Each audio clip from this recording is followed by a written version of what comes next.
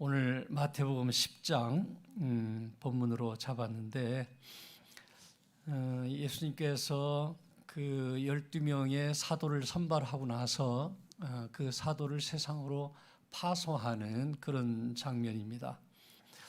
그런데 그 10장 첫 부분에 보면 처음부터 이방인의 길도 아니고 사마리아인의 고을도 아니고 오히려 이스라엘 집에 잃어버린 양에게로 가라, 이렇게 명령하시는 장면이 나옵니다. 5절 6절에. 당연히 우리가 알기로 예수님은 이방인의 구세주이고 사마리아인의 구주이십니다. 그 모두를 포함한 만유의 구주이신데 왜 제자들을 파송하면서 이스라엘 집에 잃어버린 양에게로 가라, 그 말씀을 먼저 하셨을까? 지금 제자들을 파송하면서 다급한 사람들이, 예수님의 마음속에 다급한 사람들이 이스라엘 안에 있었다 하는 그런 말이 되겠죠.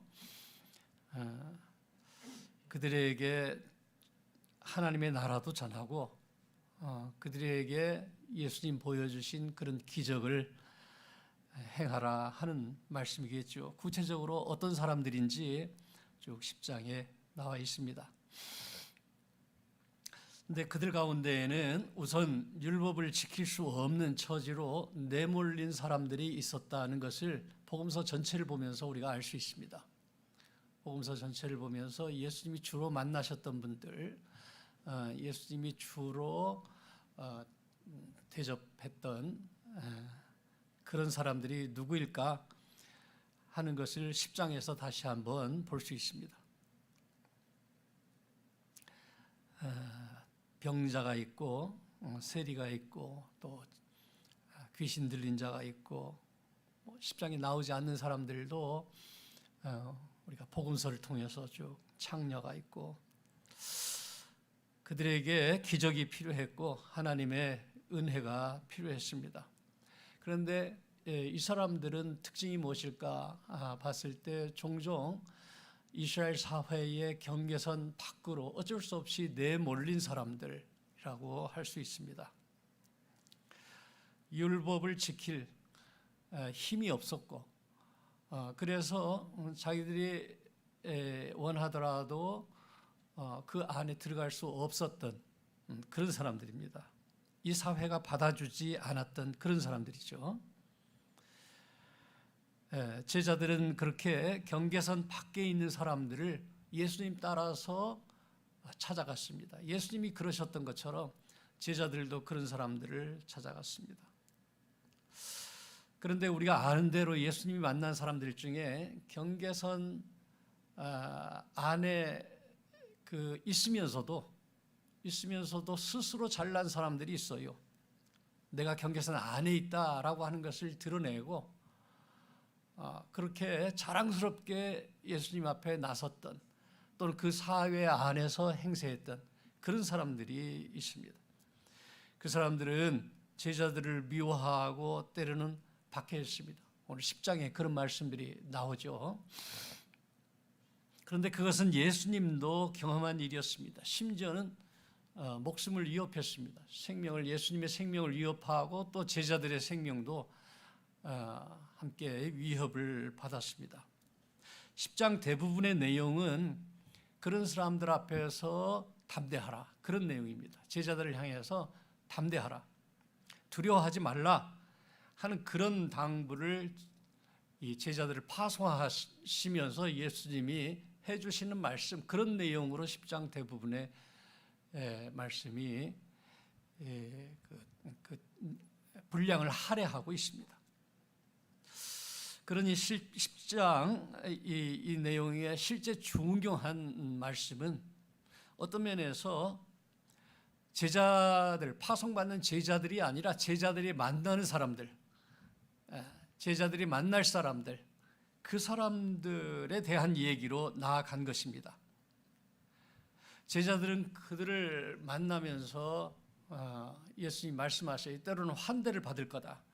그러나 또 때로는 그 사람들이 미워하고 그 사람들이 박해를 할 수도 있다.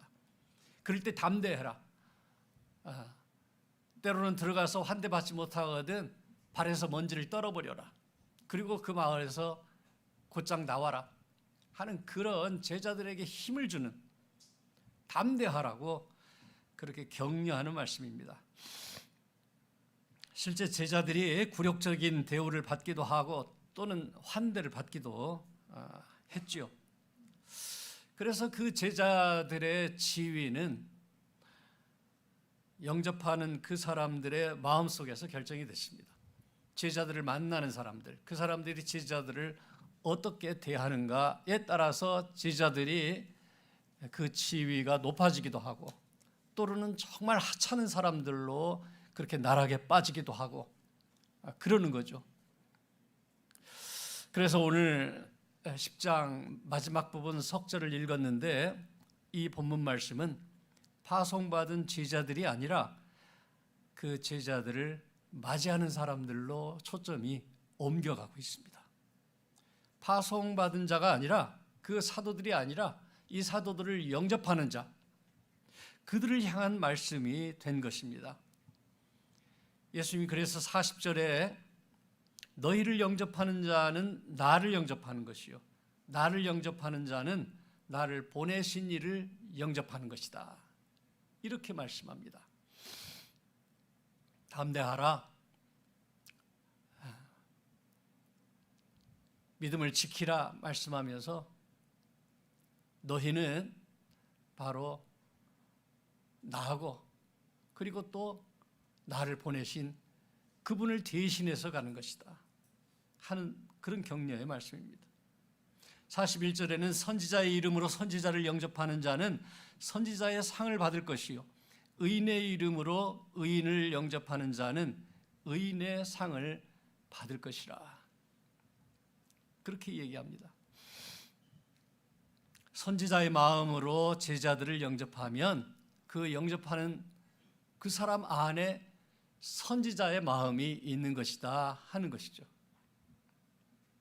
또 의인의 마음으로 이 제자들을 영접하면 그 마음 속에 의인에 걸맞는 그런 깨달음도 있고 삶의 소원도 가지고 사는 그런 사람들일 것이다 하는 얘기죠. 그러니 누군가 나를 방문하고 내게 말을 건네는 그런 사람이 있다고 했을 때 여러분, 내가 더 중요합니다. 말을 건네주는 그 사람보다 내가 더 중요합니다. 내가 어떻게 그 사람을 맞이하는가 하는 것이 오늘 말씀의 초점입니다. 설교를 하는 사람보다 어떤 면에서는 그것을 듣는 내가 더 중요합니다. 아무리 목사가 엉뚱한 얘기를 한다고 하더라도 그 얘기를 정말 가치 있게 듣고 그 말씀을 통해서 깨달음을 얻게 되고 그 말씀을 통해서 내 삶의 방향이 바뀌어갈 때, 내가 예수님을 닮아간다고 했을 때, 그랬을 때에 내 마음의 자세가, 태도가 더 중요한 것입니다. 내가 어떤 사람을 만나냐 하는 것보다 내가 어떻게 그를 대접하고 환대하는가 하는 것이 나의 가치, 나의 수준을 결정하는 것입니다. 천국의 복음을 전하는 자를 환대하는 자가 있다면, 기쁘게 영접하고 대접하는 자가 있다면 그는 이미 천국의 복음, 그 복음의 가치를 알아본 사람입니다. 그래서 주님은 10장 내내 제자들에게 담대하라라고 주문하시는 것입니다. 여러분, 우리가 주의 말씀을 들고 나갈 때에 담대하시기 바랍니다. 부끄러워서 그 복음을 자랑하지 못하고 그리고 쑥스러워서 그 복음을 드러내지 못하는 그런 사람이 있다면, 나는 부족하지만 그 복음의 가치는, 그 복음 안에 담긴 예수 그리스도의 가르침은 참으로 소중하고 놀라운 것이라고 하는 그런 자부심을 가지고 담대할 것을 제자들에게 주문했고 우리에게도 말씀해 주시는 것입니다. 금이나 은이나 동을 준비할 필요도 없고 배낭이나 두벌 옷이나 신이나 지팡이를 가질 필요도 없다. 마땅히 환대를 받아야 할 하나님의 종들이기 때문입니다. 심지어 아까 말씀드린 것처럼 주저없이 떠나라, 그렇게 말씀합니다. 변명하려고 애쓰지도 말고 그저 끝까지 견디면서 믿음을 지키는 사람, 오직 영혼을 심판하시는 하나님을 두려워하는 사람이 되라고 당부하시는 것입니다. 무슨 말입니까? 우리가 하나님 안에 있기만 한다고 한다면 그 책임은 주님을 영접하는 사람에게 있다는 것입니다. 그런 의미에서 환대가 중요합니다. 사실 상대방이 누구인가 고려하지 아니하고 판단하지 않고 그저 환대하는 것, 그것만으로도 소중하고 가치가 있습니다. 환대하는 내가 중요한 것입니다. 마지막 42절을 보면 제자들이 작은 자로 둔갑해서 등장하고 있습니다. 아무리 하찮은 사람이라고 하더라도 그 사람들을 영접하는 사람의 태도가 중요하다라고 하는 것을 가르치시는 말씀입니다. 오늘 순교자 기념주일입니다. 순교자들은 예수님 때문에 삶의 태도가 바뀐 사람들입니다. 자기 자신을 하나님 앞에서 지켜낸 사람들입니다. 어떠한 상황 가운데에서도 상대방이 누구인가에 관계없이, 사람인가 무생물인가에 관계없이 내 자신을 하나님 앞에서 지켜낸 사람들, 그런 사람들이 순교자요 믿음의 사람들입니다. 우리 앞에 어떤 환경이, 어떤 조건이 주어진다 하더라도 우리가 하나님의 사람으로 우리 자신을 지켜내고 우리 이웃을 향하여서, 세상을 향하여서, 하나님을 향하여서 일관되게 고람대오의 삶을 살아가는 것이 믿음의 사람들에게 중요한 것입니다.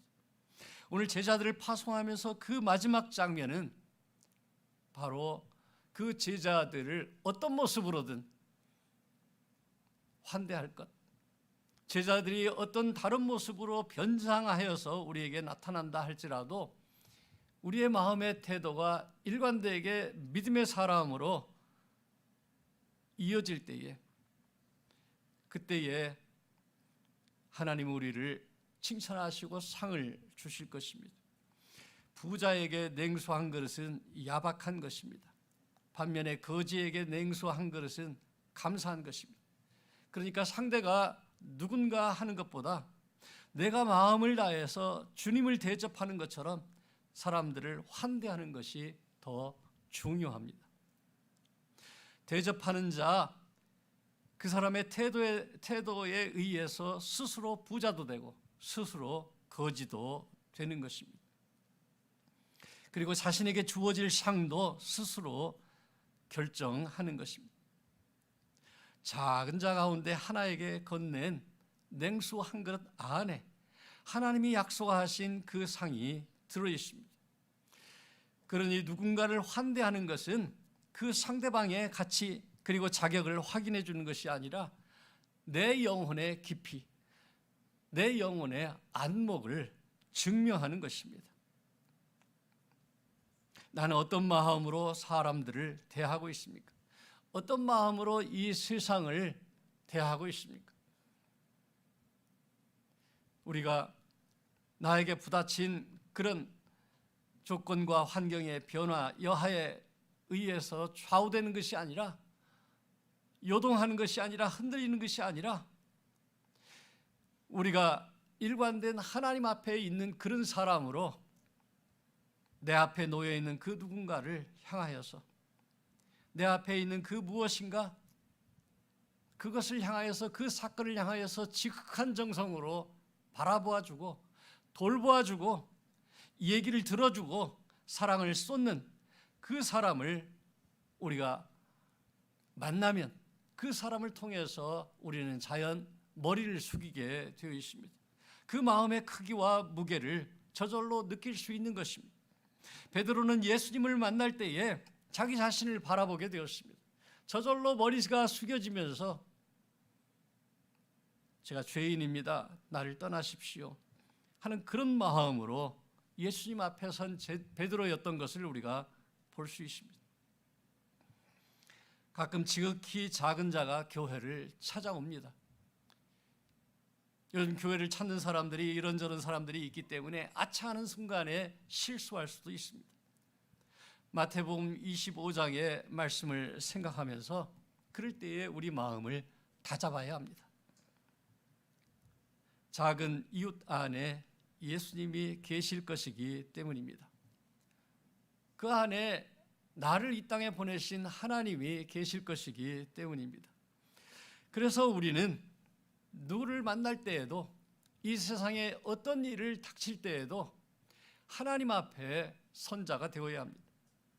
하나님 앞에서 우리 자신을 지켜내는 그런 그리스도에 속한 사람이 되어야 하는 것입니다. 지극히 작은 자 안에 계시는 예수님을 발견하고 냉수 한 잔을 내미는 것, 그것은 내 안에 그리스도의 형상이 있다라고 하는 것을 알려주는 가장 확실한 증거가 됩니다. 우리가 이 땅에서 그리스도의 사람으로 살아가고 있다라고 하는 것, 그것을 증명하는 것, 그것을 증언하는 것은 바로 그 냉수 한 그릇 속에 그리스도의 형상이 있음을 믿고 내미는 그 손길에 있는 것입니다. 여러분, 내 영혼의 민낯을 정말 초라하게 내밀 것인지, 아니면 사랑하는 예수님의 얼굴을 그 냉수 한 잔 안에 담을 것인지 저와 여러분이 오늘 선택할 수 있습니다. 그 선택하는 그 안에 오늘 우리들이 살아가는 순교자의 길이 들어 있습니다. 오늘날 우리는 어떻게 순교자의 신앙을 따라갈 수 있습니까? 이 땅에서 우리 하늘에 속한 그런 사람으로 예수께서 우리의 길이요 진리요 생명이심을 믿고 그분이 우리의 모든 허물을 대신하시고, 그래서 오직 우리가 은혜로 살아가는 사람이요, 그 은혜를 반사하기 위해서 우리 주님의 길을 쫓아가는 그런 성도의 삶이 바로 순교자의 길이라 할 수 있을 것입니다. 그 은혜 안에 거하시는 저와 여러분 되시기를 주의 이름으로 축원드립니다. 기도하겠습니다.